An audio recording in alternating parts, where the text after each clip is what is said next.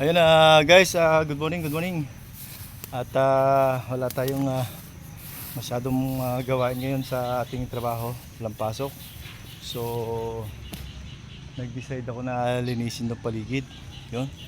At maghahanap din tayo ng panggatong sa dikahoy. Subukan natin na gumamit ng dikahoy dahil sobrang na rin ng mahal ng mga nabibiling ginagamit sa panggatong ngayon sa pagluluto, tulad ng mga yan, yung gasol yan, dapat iba ibang klase ng mga ginagamit na gaas na ginagamit ay mahal. Subukan natin na maghanap ng panggatong. So bago yun, ililinisin ko itong dati kong baboyan guys. Yan na siya ngayon, abandonado na. So dito kasi marami akong alaga natin dito. So pati yung aking alagang tawag dito gansa ay natuka ng ahas dito. So kailangan ng iba yung pag-iingat, baka may naliligaw na ahas. So kailangan kong tanggalin yan, yung mga kalat na yan. Yan. So papasukin natin guys. Yan. Yan. Lilinisin natin to guys para maging maluwag. So samahan nyo ako guys hanggang sa aking huling hanggang sa matapos yung aking video. Okay, so yun guys, ito nga yung sinasabi kong masupal. Ito yung aming mga babuyan dati, sayang. So okay pa naman yung mga balak namin na halos sa susunod. So kailangan ito matanggal. Okay.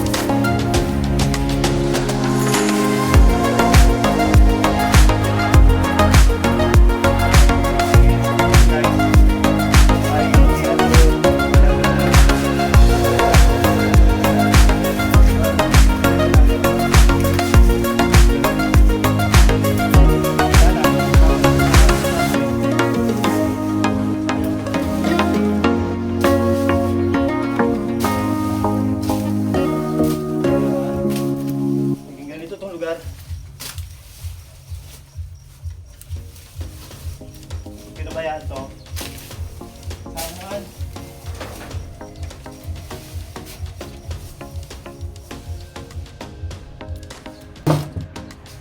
Kaya mas pinabuti ko guys na i-vlog para makita nyo rin yung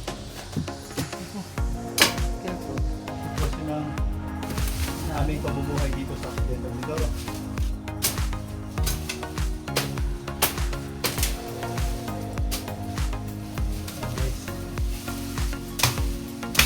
Bukal talaga, no? So yun, nag-iba na siya guys, oh. Ay, oo. Bata na siya.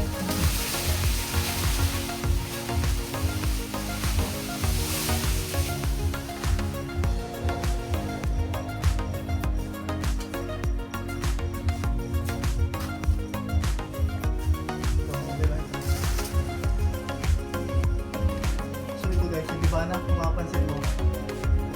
Nakungat na yun. Oo. Sinira niya isang poste. Oh. Isang po si A. Putol na.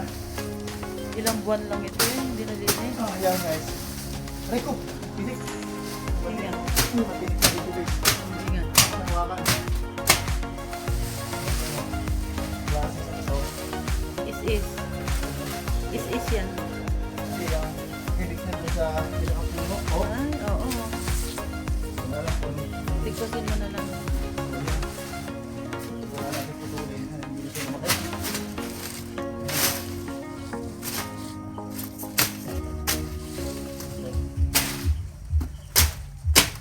Ayun. Hindi ko mahawakan dahil matinik.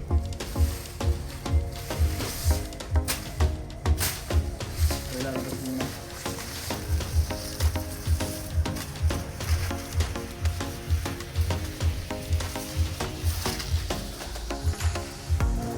Ayun o, nakikita mo ito.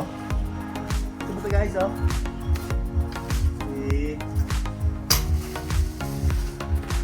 Ang dami.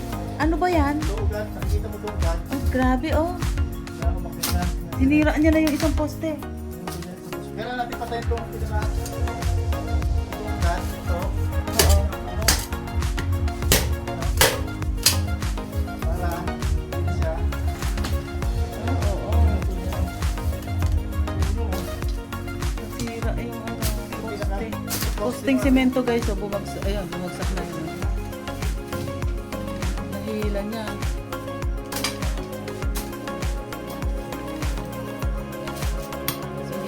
Sinira ng baging.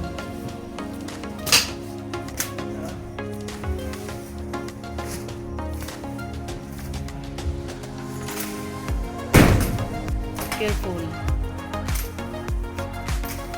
Guys, oh. Ang dami eh. Puro bagin. Kala ko sa kagubatan lang may bagin. Meron din pala dito sa babuyan ni Mike. Si Mike Unico Iho.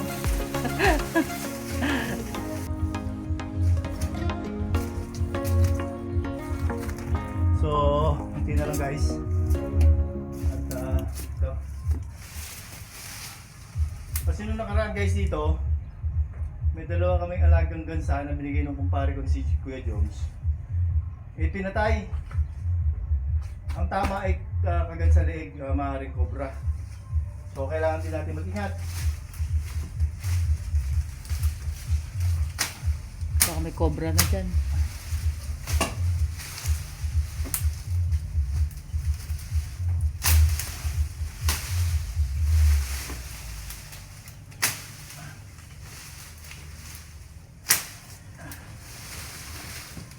Mabaho lang guys yung damo. Baho talaga yung ganyan damo. Ano ba yung bangsit? Hindi naman ba. Pero ginagawang gamot ito. Aray ko. Oo. Parang herbal ano yun, nakikita ko sa mga ano eh. Isa sa mga herbal medicine. Hindi ko lang alam pangalan, basta kilala ko lang yung dahon.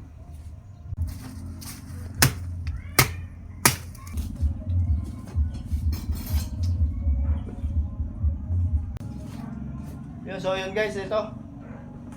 Diretso ba tayo sa paglilinis? Ito nakikita mo itong mga ugat na to. Lalaki ng ugat.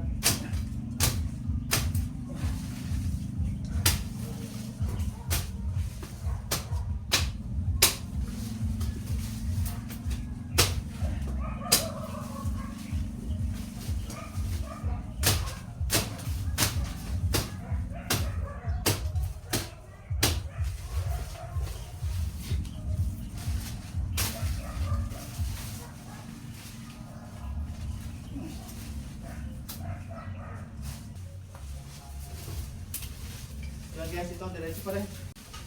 Ito guys, oh.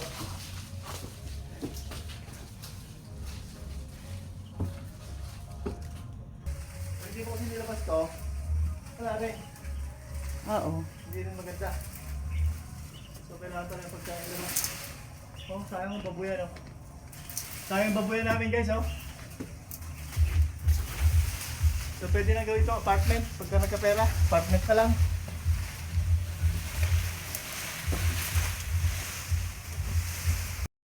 Ano, nakapit ang ulit ito.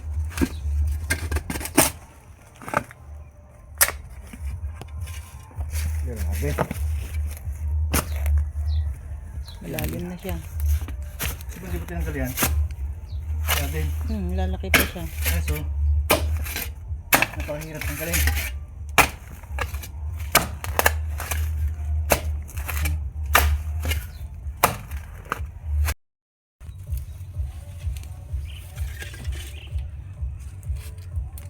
Uy!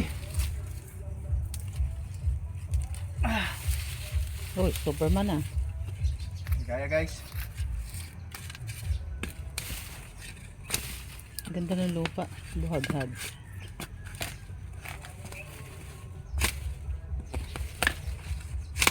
Bali na guys. Putol na guys, putol! Tuloy pala ko. Wala na pangamay. Ay.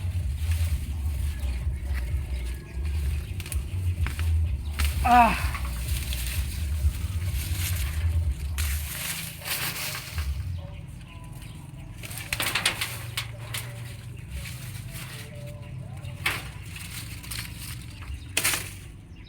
Huh.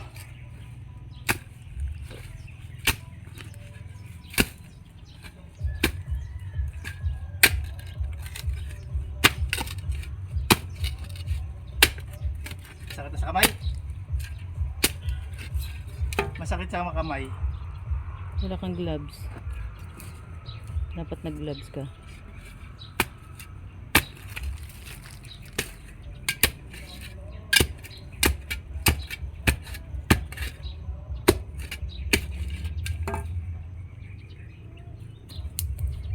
May tinik pa naman.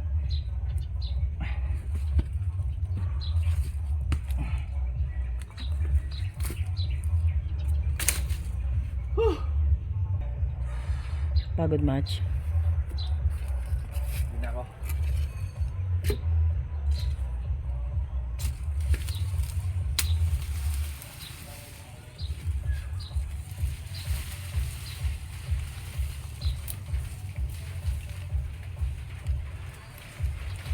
Muulan na po.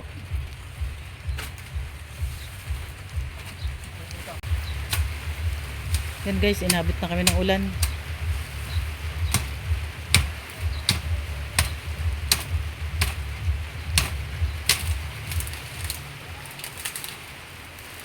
Kagabi pa to eh. Uulan hihinto, uulan hihinto. Dali mo na ito doon.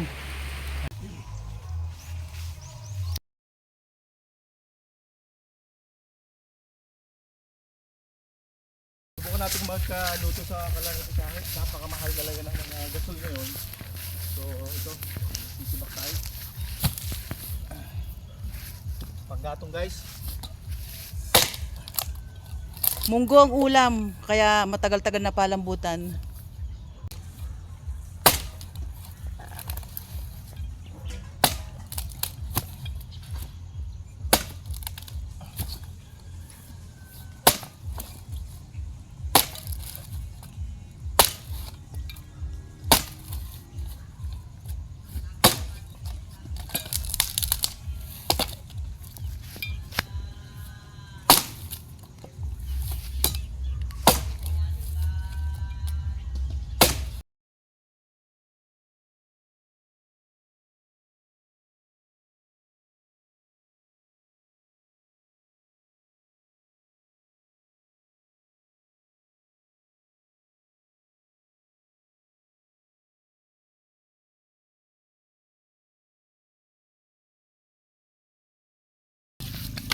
So ano tayo guys?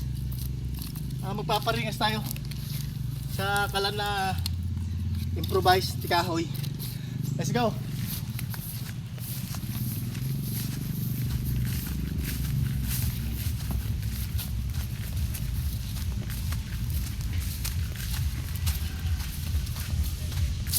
Yun.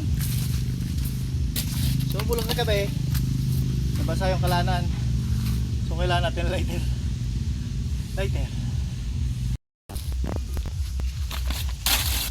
So ganito lang guys ang tamang pamamaraan.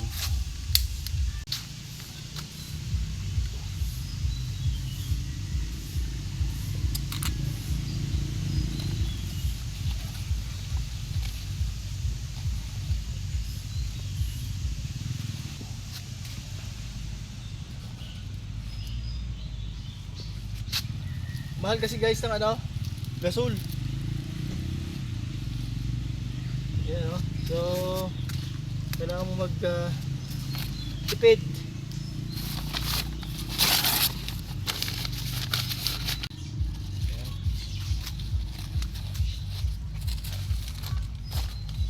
So tabi ito sayang. Pwede pa paringas nga mamaya. Problema, wala tayong bye.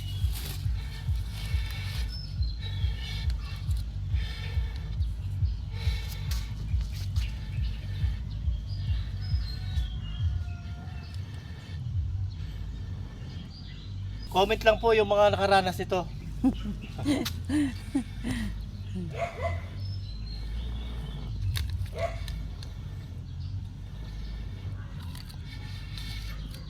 Kamusta po kayo dyan sa mga na ibang bansa, mga OFWs, mga kaibigan natin dyan na sa ibang bansa na mayaman na? How are you?